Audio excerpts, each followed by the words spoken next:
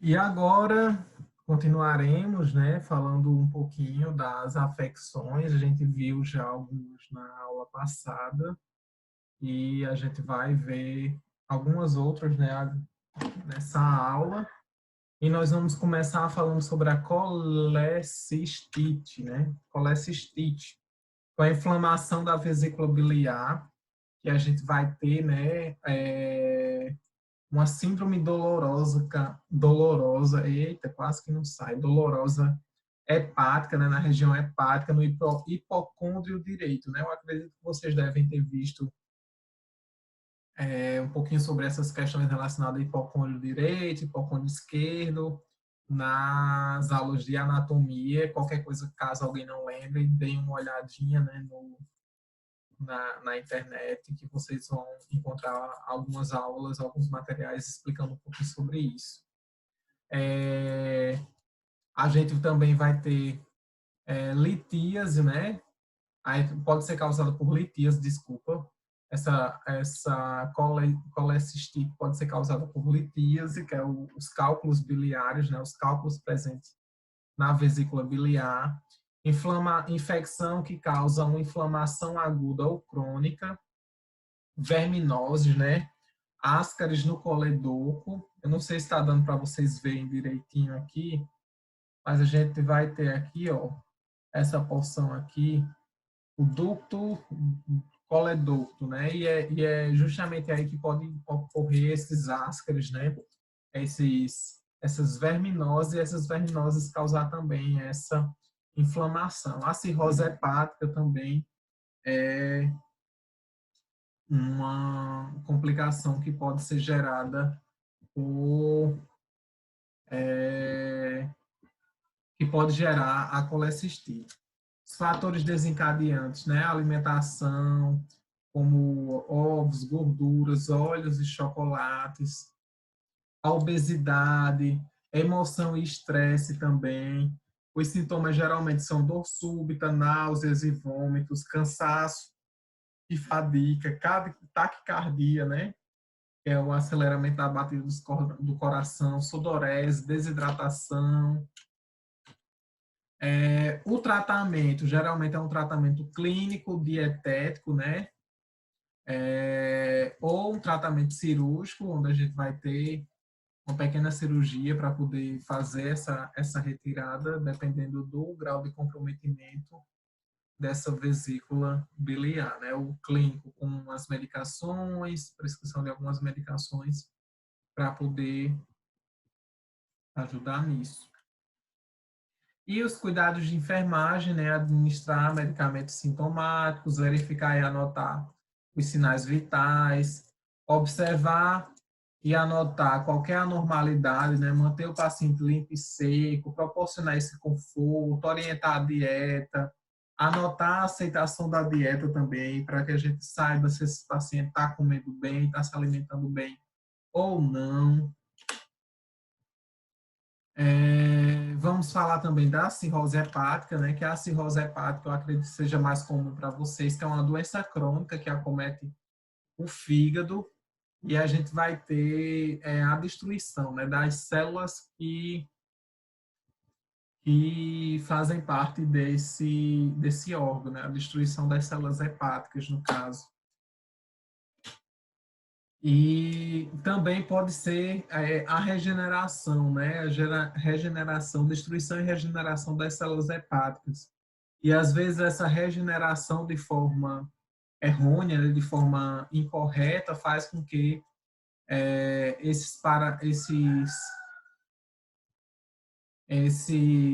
esse fígado comece a ter alterações que fazem mal, né? Que vão trazer algumas outras vão fazer alterações no parênquima, né? O parênquima é um conjunto de células que são responsáveis pela função de um determinado órgão, né?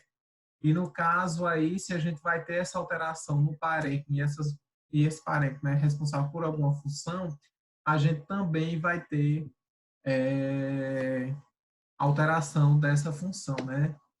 A morfologia dessas células geralmente é bastante simples, mas ela possui uma fisiologia complexa, né? Uma fisiologia bastante complexa que tem sua função e é super importante para o corpo. E essa cirrose, ela pode ser causada, né? A gente vai ter diversos tipos de cirrose. A alcoólica pode ser causada pelo abuso de bebidas alcoólicas, geralmente é ocorrido em 50% dos casos. Nutricional, né? Também pode ter uma cirrose nutricional pela carência de nutrientes. Cirrose infecciosa pela presença do vírus da hepatite B e C. A cirrose biliar, né? Que ela pode ocorrer pela obstrução, né? A destruição do parênquima hepático e fibrose em decorrência da obstrução por cálculos, né? Os cálculos fazem essa obstrução da passagem da bile.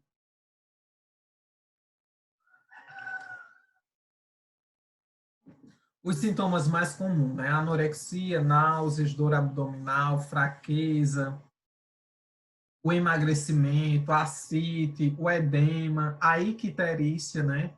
A icterícia é um sintoma bem comum, inclusive quando você vê um paciente que está com a esclerótica do olho, né? Essa parte branca do olho amarelada, você vê a pele dele, que não está uma coloração tradicional, está uma coloração bem amarelada, você já pode vir a desconfiar de alguma alteração hepática, né? De alguma alteração do fígado, ele já está tendo alguma complicação. O diagnóstico é feito por exames físicos e clínicos, através de ultrassonografia também, biópsia hepática, tomografia computadorizada e também a utilização de ressonância magnética. O tratamento pode ser clínico, dietético também é super importante e também terapêutico, né? O tratamento medicamentoso da cirrose, ele vai ter o objetivo de controlar alguns sintomas, né? Como a ardência, o inchaço abdominal em decorrência da ascite, que é o acúmulo de líquido, né, na barriga. Você vê aquele abdômen bem globoso, parece uma bola, rígido também. Podem ser indicados, né, esses medicamentos pelo médico também, o uso de remédios diuréticos para diminuir esse excesso de líquidos dentro desse local. A dieta, né, esse tratamento dietético, a dieta para cirrose hepática, ela deve ser prescrita pelo nutricionista e ela é justamente baseada nessa diminuição do sal, né? Porque a gente sabe que o sal também influencia nessa retenção de líquidos. A troca desse tempero, comida sem sal também é triste, mas você poderia trocar por salsa ou limão, por exemplo, né? Fazer essa substituição. Também é recomendado consumir alimentos ricos em fibras, com poucas proteínas, fazer essa diminuição das proteínas, principalmente se a pessoa apresentar ascite ou também a encefalopatia hepática. E os cuidados de enfermagem, né? Oferecer refeições pequenas e frequentes, observar e anotar a citação da dieta, pesar o paciente em jejum diariamente, medir e anotar a circunferência abdominal desse paciente, controlar a diurese e restringir os líquidos, conservar as unhas curtas e limpas, principalmente porque o paciente ele vai, em decorrência da icterícia, ele vai ter o aumento do prurido, né? E as unhas podem acabar trazendo lesões à pele desse paciente também. Isso já vai ser outra complicação e não é isso que a gente quer. Verificar e anotar os sinais vitais de 6 em 6 horas e observar sangramentos, fazer também injeções de preferência via intramuscular, que a chance de sangramento é bem menor. Use agulhas finas e sempre que você precisar fazer alguma desses procedimentos, fazer uma compressão no local para que a gente consiga fazer, impedir algum episódio de hemorragia. E para finalizar essa parte das afecções, nós temos também a pancreatite, né, que é a inflamação do pâncreas devido a eu só passar aqui. Inflamação do pâncreas devido a escape de enzimas digestivas de suas células que vão provocar uma autodigestão, né? O que seria essa autodigestão? As próprias enzimas que são liberadas pelo pâncreas vão digerir o pâncreas, né? E isso vai trazer essa situação de pancreatite.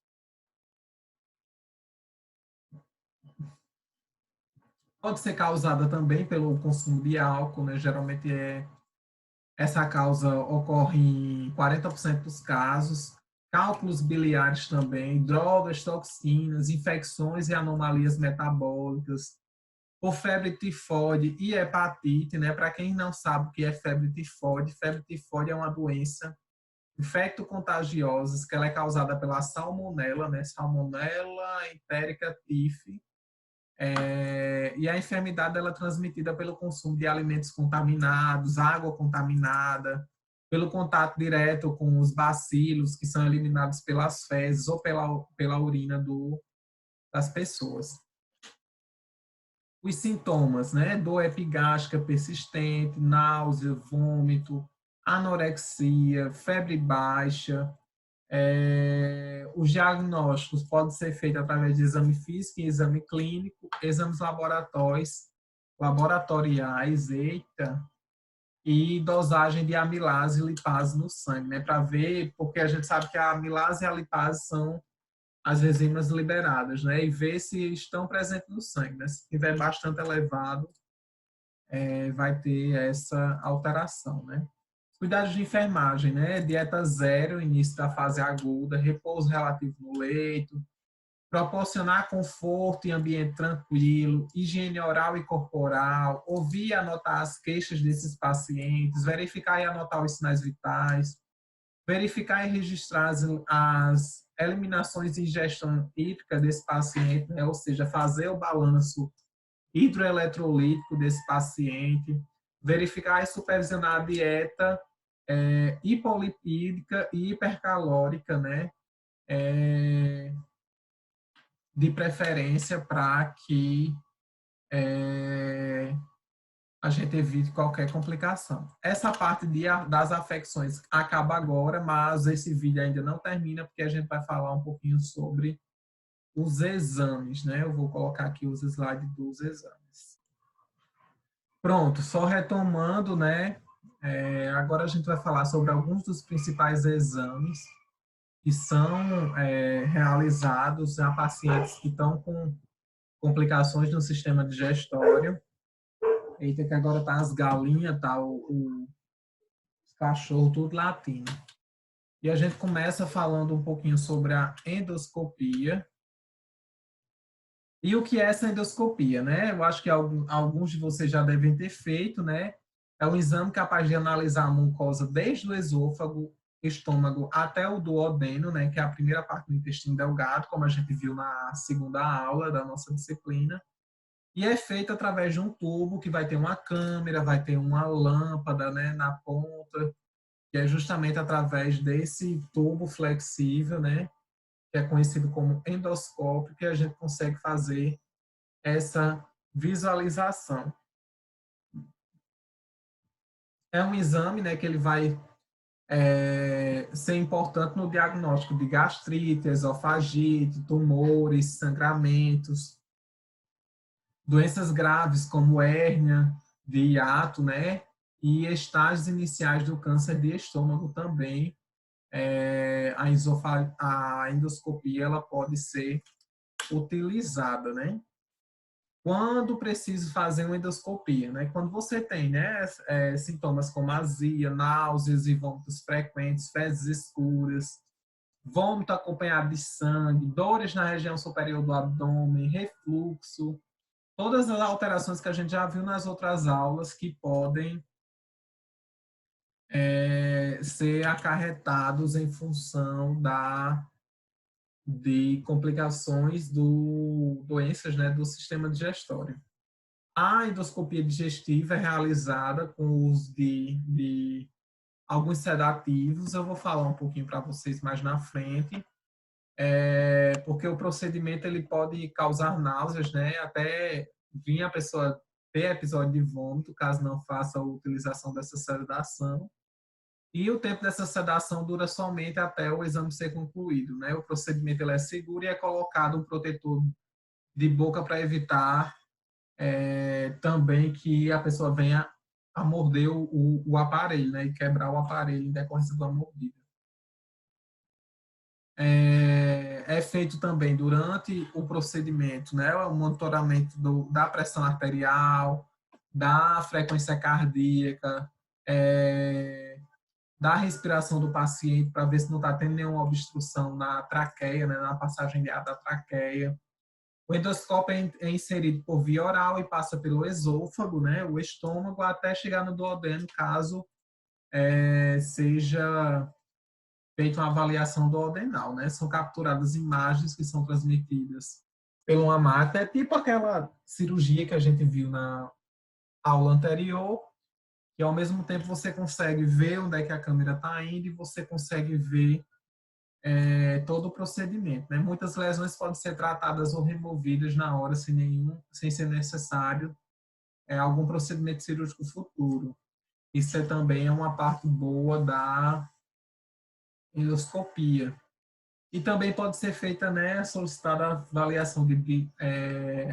avaliação de alguma parte dos tecidos, né, caso tenha alguma alteração celular, para ver se não é nenhuma célula cancerígena. E essa avaliação ela é feita através de uma biópsia.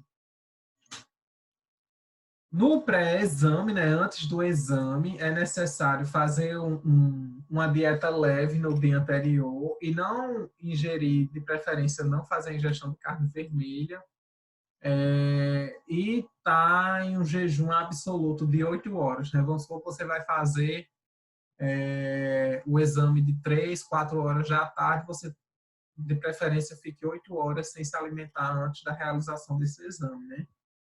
Em alguns casos, né, o médico ele pode solicitar também a suspensão de alguns dos medicamentos que alteram a coagulação do sangue, porque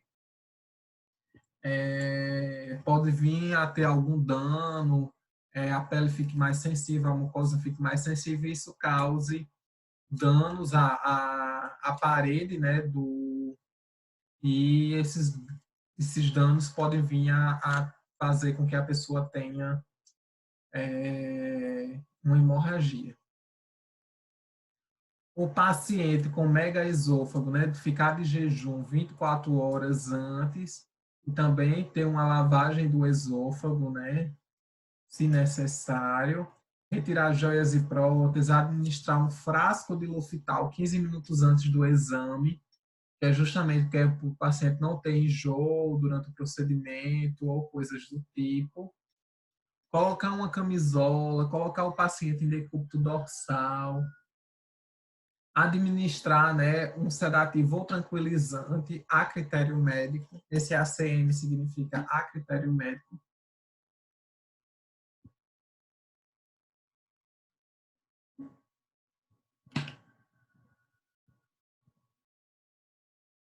Anestesiar a garganta, né, com xilocaína 10%, que é para poder dar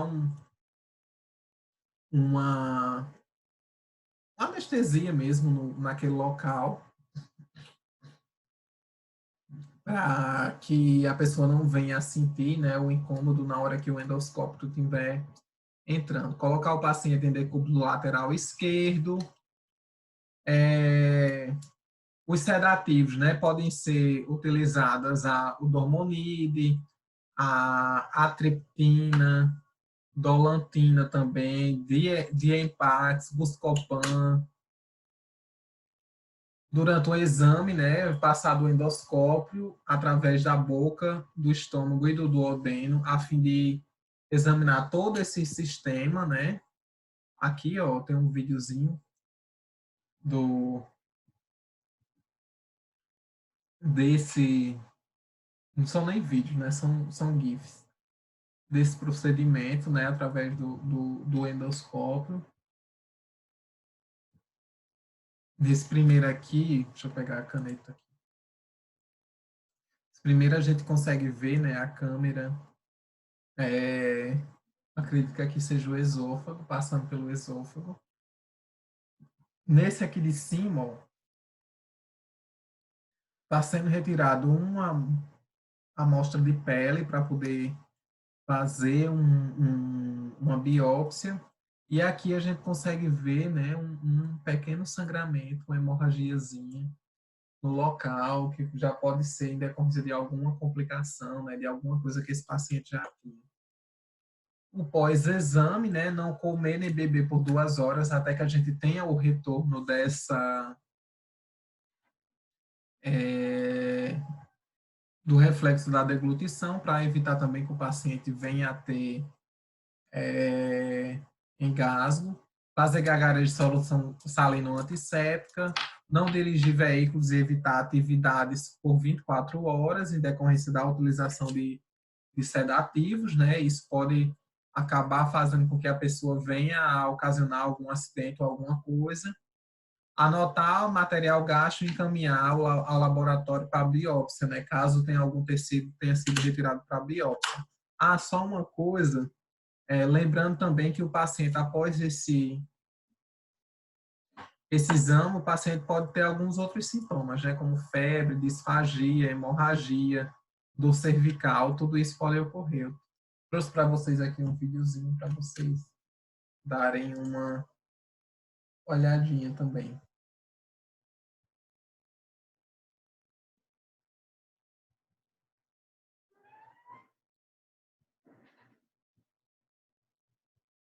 O vídeo tá...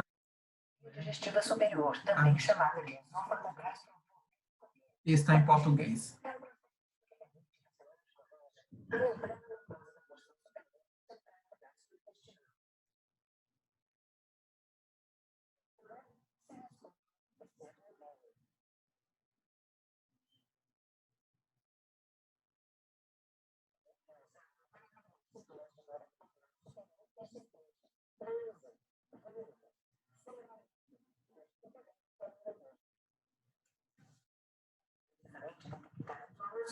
Infecções.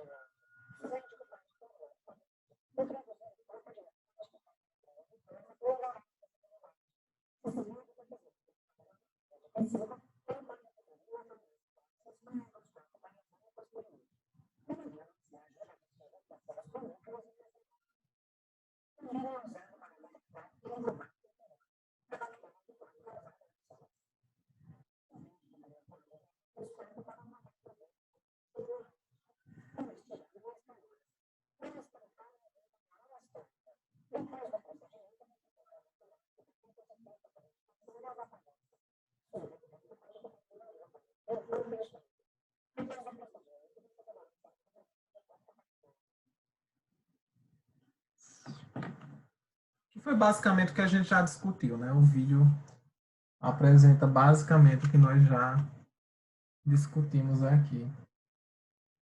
Só o mesmo vídeo.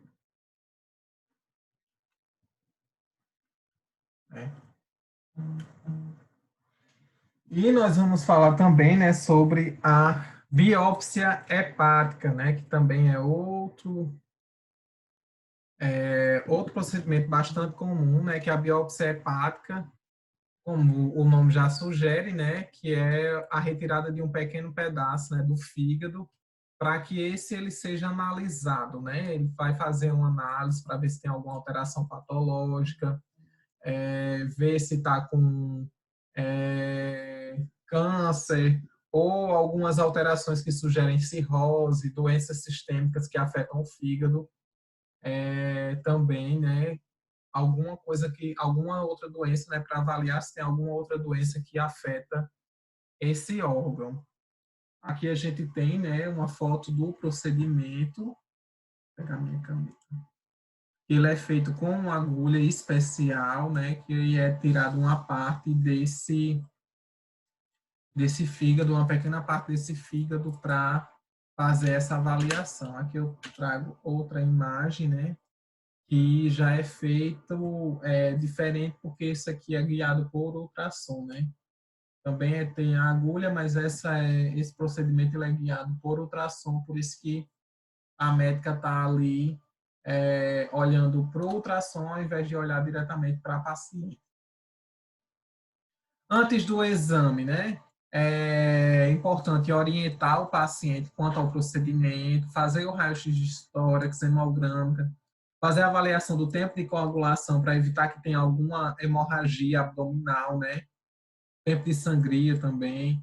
Recomendar jejum de 6 horas antes do procedimento, anotar os sinais vitais antes e após o exame, porque isso é bastante necessário, porque caso o paciente venha a ter alguma hemorragia, né, ter essa perda de líquido, se ele tiver tendo essa alteração, a gente consegue ver pelas alterações dos sinais vitais, né? Verificar se o sangue, se tem sangue compatível. Esse procedimento é um procedimento que é feito dentro de um hospital, principalmente na ala cirúrgica, porque é como se fosse uma pequena cirurgia. E caso o paciente venha até hemorragia, ele vai precisar de sangue, tem que ter todo esse aparato hospitalar preparado para atender a necessidade. Colocar o paciente em decúbito dorsal com a mão direita atrás da cabeça, né? E expor o hipocôndrio direito, né? Que é justamente onde vai entrar a agulha para chegar até o fígado. Depois da biópsia, fazer um curativo compressivo no local, deitar o paciente com o travesseiro sob a reborda costal direita durante 2 horas, ficar de repouso no leito por 24 horas. E uma coisa muito importante que vocês têm que ter atenção é com relação à verificação dos sinais vitais, né? E nas primeiras 2 horas após o procedimento, que é quando a gente tem um risco maior de ter uma hemorragia, essa verificação ela deve ocorrer de 15 em 15 minutos. Faz essa verificação de 15 em 15 minutos para evitar que o paciente ele tenha alguma coisa, né, tenha uma hemorragia, tenha alguma alteração, e se tiver alteração, a gente verificando de 15 em 15 minutos, a gente consegue intervir com mais rapidez e também consegue preservar a vida do paciente. Aqui eu trouxe outro videozinho para vocês darem uma olhada. Esse eu acredito que é o que está em inglês.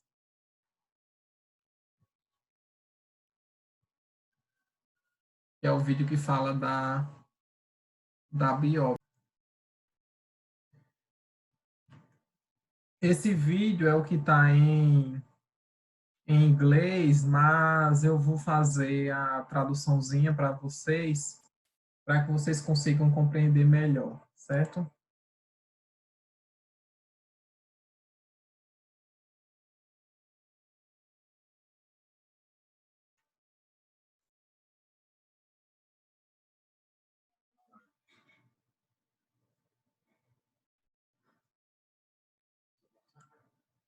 Espera aí que eu tô pausando aqui sozinho. Pronto. Agora vocês vão conseguir ver direitinho. Botei uma legenda para ficar melhor para entender.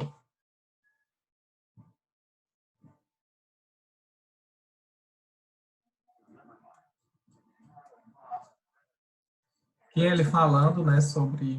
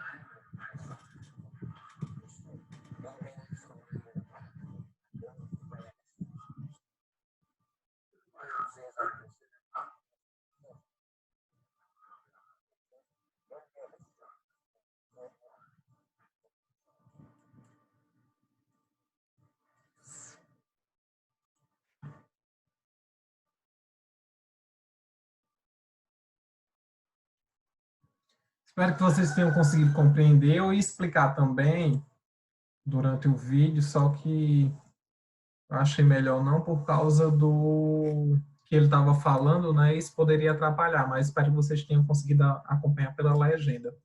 Era basicamente explicando, né, para que serve a biópsia hepática, o procedimento, né, e também explicando as principais causas, tudo bem direitinho. Aí a gente também vai ter, né, outros exames, né, alguns, né, eu trouxe mais alguns, mas a gente tem diversos outros. A gente pode ter também a manometria anorretal, né, que é para mensurar a força, né, as pressões do músculo do esfíncter anal. Outro que é a mesma coisa, só que aí o esofágico, né, para ver como é que está a propulsão do esôfago, né, avaliar as pressões dentro do esôfago pelo peristaltismo, pH-metria, né, que a pH-metria esofágica é para medir o refluxo de ácido gástrico ou esôfago faríngeo, né, gastroesofágico ou esôfago faríngeo, refluxo do ácido nessas duas regiões. A videocolonoscopia, né, que é um exame que permite analisar o intestino grosso também, como a gente viu, a parte final do intestino delgado. Geralmente a videocolonoscopia, a entrada do endoscópio é pelo ânus. A videoretossigmoidoscopia, né, que é o exame do reto e da porção distal do cólon, né, com um tubo fino e flexível que também tem a mesma finalidade do endoscópio. Enfim, eu espero que vocês tenham gostado dessa parte do sistema digestório e na próxima aula a gente vai iniciar falando sobre o sistema cardiovascular, certo? Até mais e forte abraço.